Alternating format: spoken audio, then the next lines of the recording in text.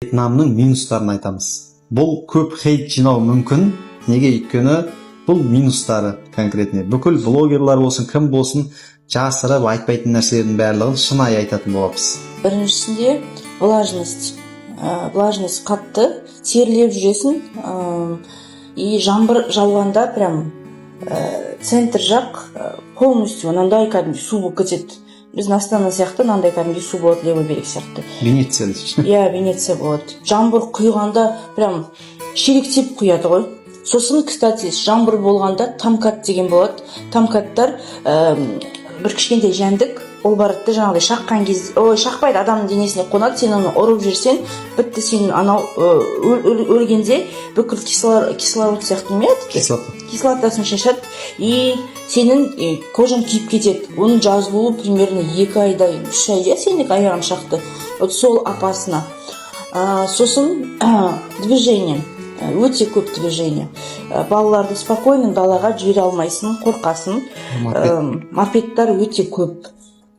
Потом жаңағы Дорианның иісі ма, білмеймін, бір иіс болады. Бүкіл жерде бір иіс, білмеймін немене иіс екен. Резко бір кетіп баратасың, спокойно иіс жоқ, и резко бір иіс болады.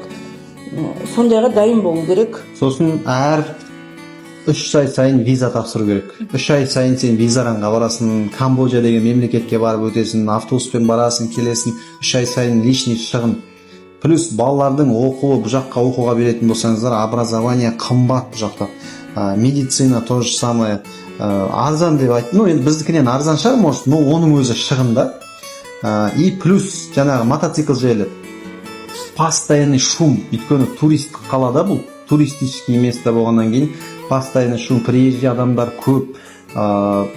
Сені енді шет мемлекетте жүргеннен кейін мен сізге енді Қазақстанда да сондай шығар, бірақ сені ешкім адам құрлы көрмейді. Шын айтайын.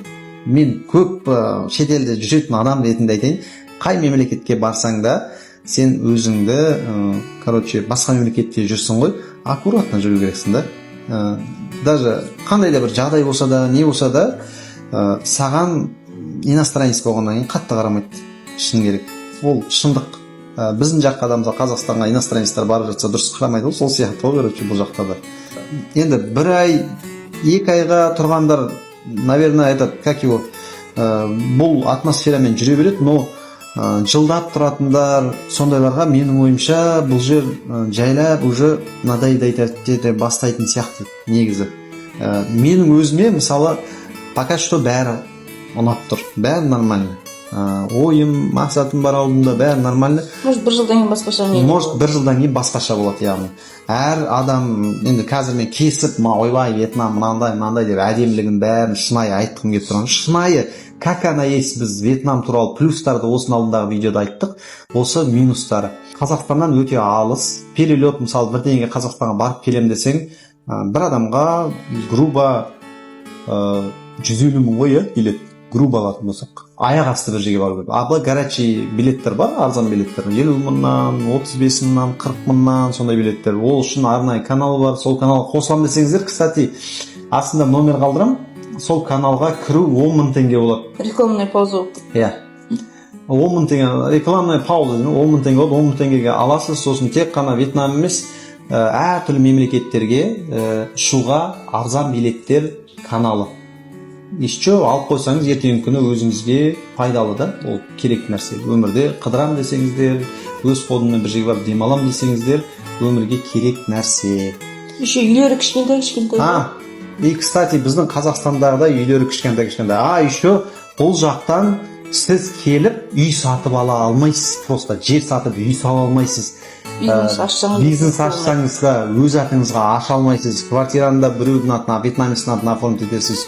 Үйді де вьетнамецтің атына, нені де бизнесті де вьетнамецтің атына оформить етесіз. Сіз просто дольщик боласыз, инвестор боласыз, бітті. Бұл сондай заң бұл жақта. Бір жағынан енді мықты заң, бізде Қазақстанда енгізетін заң бар ғой. Өйткені көрінген көк атты келіп Қазақстаннан бизнес ашады, жерімізді сатып алады, үй салады, мысалы. Ана жақта кәдімгідей процентін бересің, долясын вьетнамецқа. Не ашсаң да, не алсаң да бәрін. Жұмыс істемесе де оған ақша болмайды ол бәрібірде. Осындай заң бізге керек негізі. А сіздер қандай минус плюстарын білесіздер? Астына Иә. жаза кетіңіздер. Тамақ жағын қарасаңыздар, міне үйде тамақ істеп жатырмыз. Иә. Осылай тамақ ішеміз. Ешқандай не жоқ. Өзіміздің етіміз халал, Қазақстаннан әкелген.